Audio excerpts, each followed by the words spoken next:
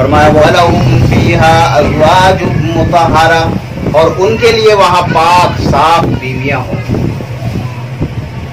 ہر قسم کی گندگی سے پاک، حیض و نفاس کی گندگی سے پاک، بول و براز کی پاخانے کی گندگی سے پاک، تھوک بلغم کی گندگی سے پاک، پسینے کی بو کی گندگی سے پاک، یعنی ڈبہ پیک بیویاں ملیں گی، ہر قسم کے فالٹ سے پاک۔ وَلَهُمْ فِيهَا أَزْوَاجٌ مُطَهَّرَةٌ، یعنی حوریں کیا ہیں؟ كَأَنَّهُنَّ الْيَاقُوتُ وَالْمَرْجَانُ، سورۃ الرحمن میں اللہ نے ذکر کیا گویا کہ وہ لؤلؤ اور مرجان ہیں، اور فرمایا لَمْ يَطْمِثْهُنَّ إِنسٌ قَبْلَهُمْ وَلَا جَانٌ، کہ وہ ایسی ہیں کہ آج سے پہلے نہ انہیں کسی انسان نے چھوا ہے اور نہ کسی جن نے چھوا ہے، سمجھے؟ وَهُمْ فِيهَا خَالِدُونَ، اور وہ بہشتوں میں ہمیشہ رہیں گے۔ اچھا، جنتی جو بیویاں ہوں گی، حوریں جو ہوں گی،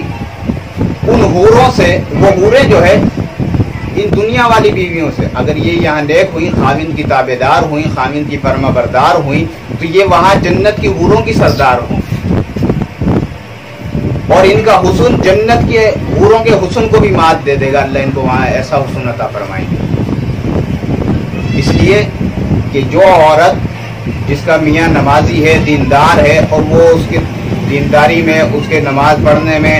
اس کا جو ہے دینی خدمت میں اس کا تعاون کرتی ہے، ہاتھ بٹاتی ہے، اور اس کی خدمت کرتی ہے، گھر کے کام کرتی ہے، کام کاج کرتی ہے،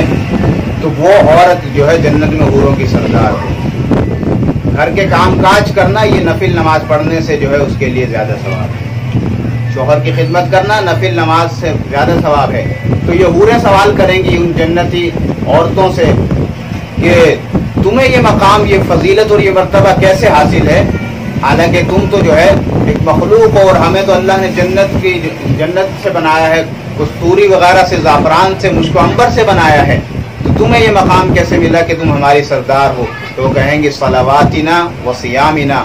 ہماری نماز اور روزوں کی وجہ سے اللہ نے ہمیں تمہارا سردار بنایا۔ جو عورتیں دنیا میں نیک ہوں گی، عبادت گزار ہوں گی،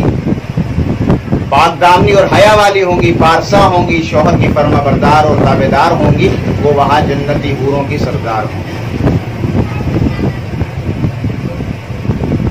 تو فرمایا یہ جنتی ہمیشہ ہمیشہ جنت میں رہیں گے، کیونکہ پھر جنت کے بعد جو ہے نہ جنت میں جانے کے بعد نہ انسان کو موت آئے گی، نہ وہاں پیشاب بہانے کا کوئی مسئلہ ہے، نہ وہاں جو ہے بدہضمی کا مسئلہ ہے، نہ وہاں تھوک بلغم کا مسئلہ ہے، اس میں ہمیشہ ہمیشہ کی زندگی ہوگی، اور وہاں پر جو ہے موت کا کبھی جو ہے نام و نشان نہیں ہوگا۔ یہ تو عارضی زندگی ہے، تو ہم کوشش یہ کریں کہ ہم جو ہے نیک اعمال کریں۔ فرمانا خوشخبری ان کو سناؤ جو ایمان لائے اور نیک عمل کیے، ایمان کے ساتھ ساتھ نیک اعمال ضروری ہے، تو نیک اعمال کریں، اور ان اعمال کے ذریعے سے ہم اللہ رب العالمین کی جنت حاصل کریں۔ جو کچھ کہا گیا، سنا گیا، اللہ اس پر عمل کی توفیق نصیب فرمائے۔